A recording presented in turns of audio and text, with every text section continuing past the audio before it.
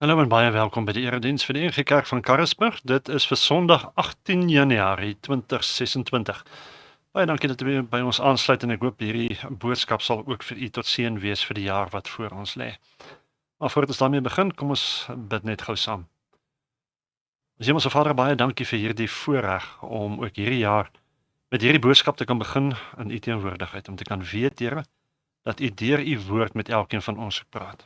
Mag hierdie woord vir ons lewend raak. En wil U ons daardeur seën in Jesus naam. Amen.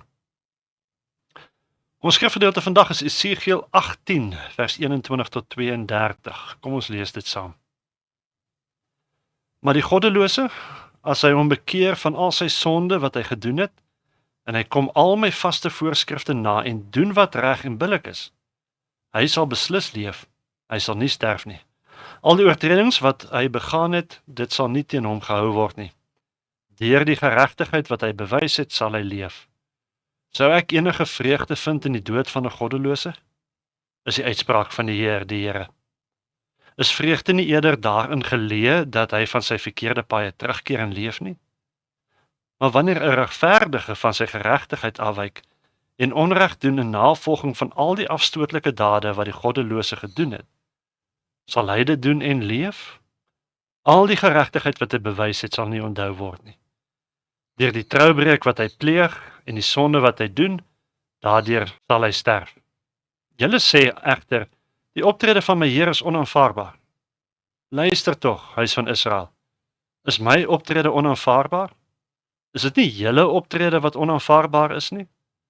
Wanneer 'n regverdige van sy geregtigheid afwyk en onreg doen, sal hy daaroor sterf. Deur die onreg wat hy doen, sal hy sterf.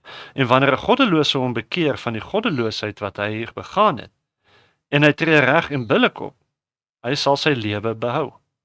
As hy tot insig gekom het en hom bekeer van al die oortredings wat hy begaan het, sal hy beslis leef.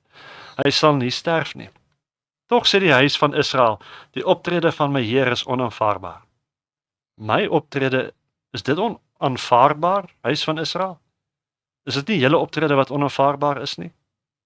Daarom sal ek julle oordeel, huis van Israel, elkeen volgens sy optrede, is die uitspraak van die Here. Bekeer julle, draai weg van al julle oortredings, sodat dit nie vir julle 'n struikelblok word, wat sonneskuld meebring nie. Werp al julle oortredings van julle af weg, dit waarmee julle oortree het, en maak vir julle 'n nuwe hart en 'n nuwe gees. Waarom moet julle sterf, huis van Israel? Ja, ek vind nie vreugde in die dood van een wat moet sterf nie. Is die uitspraak van die Here. Bekeer julle en leef. Ons lees tot sover. En vandag is ons eerste diens vir die nuwe jaar en ek het gedink dit sal goed wees om onsself net weer gerig te kry volgens die hart van God. En hierdie gedeelte van Esegiel het my ook net weer heel wat daarmee gehelp.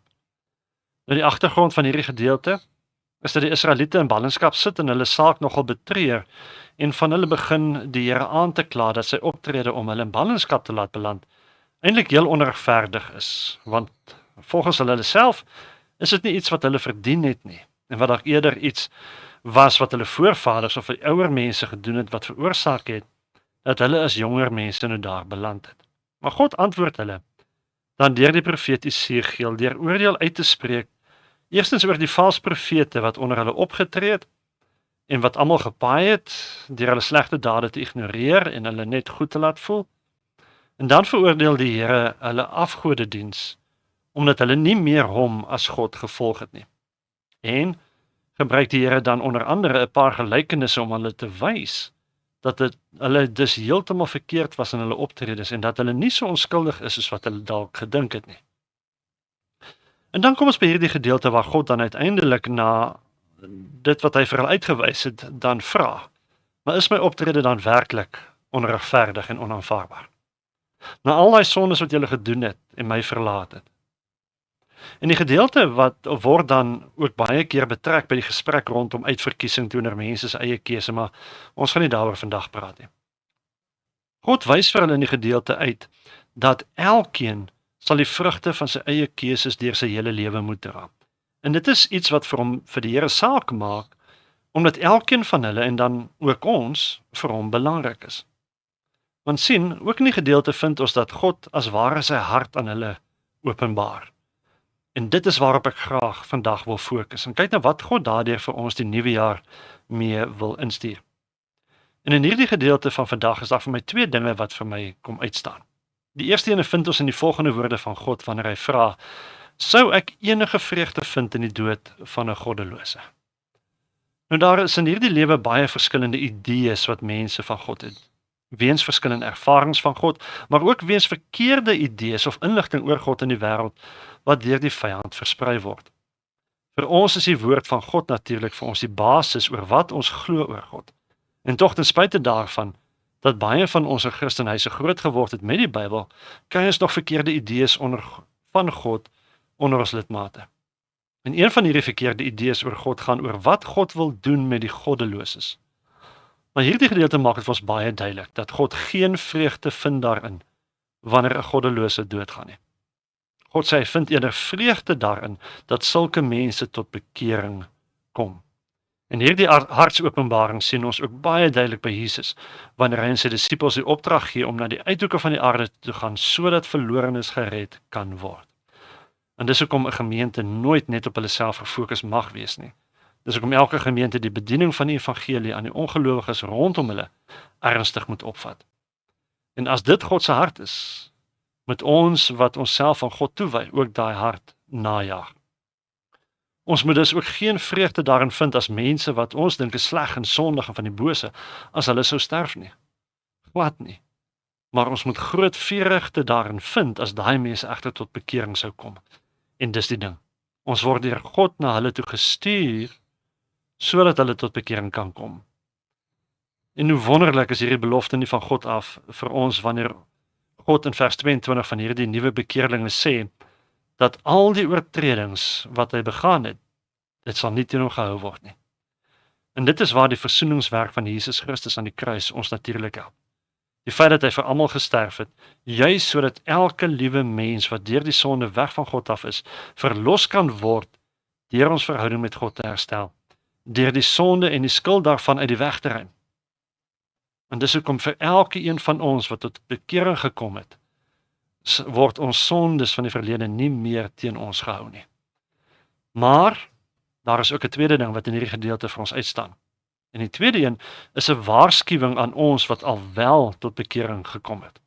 Vers 24 sê: "Maar wanneer 'n regverdige van sy geregtigheid afwyk en onreg doen in die navolging van al die afstotelike dade wat die goddeloses gedoen het, sal hy dit doen en leef?" is die vraag. Al die geregtigheid wat hy bewys het, sal nie onthou word nie.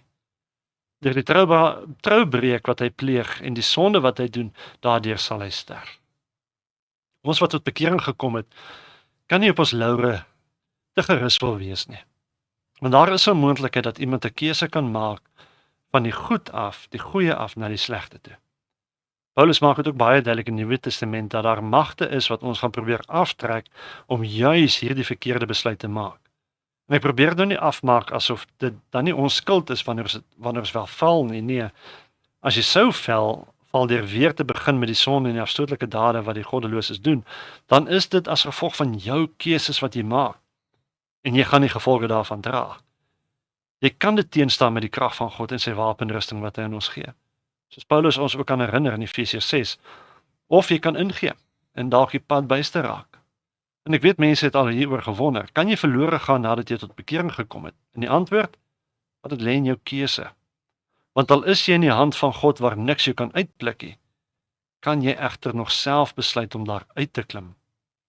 Ons weet natuurlik, dit is die domste besluit wat 'n mens ooit in hierdie hele lewe kan maak, maar tog is daar mense wat dit doen.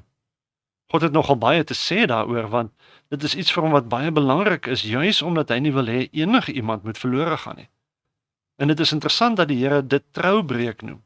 Om jou rug op die Here te draai en weer sondige dinge te doen, is soos om op jou vrou of op jou man te verneek, aangesien 'n mens jou trou aan die Here beloof het. In hierdie beeld word uiteindelik baie deur die Here in die Ou Testament gebruik om Israel se ontrou aan hom te verbeeld as 'n vrou wat egbreek pleeg. En verduidelik hoekom dit vir die Here groot vreugde is as iemand hulle na hom toe keer en hoekom dit so hartseer is as iemand wegdraai.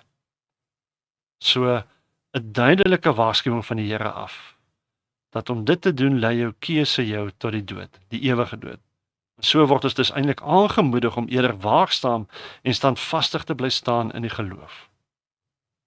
So, daar is dus hierdie twee dinge wat vir ons uitstaan in die gedeelte.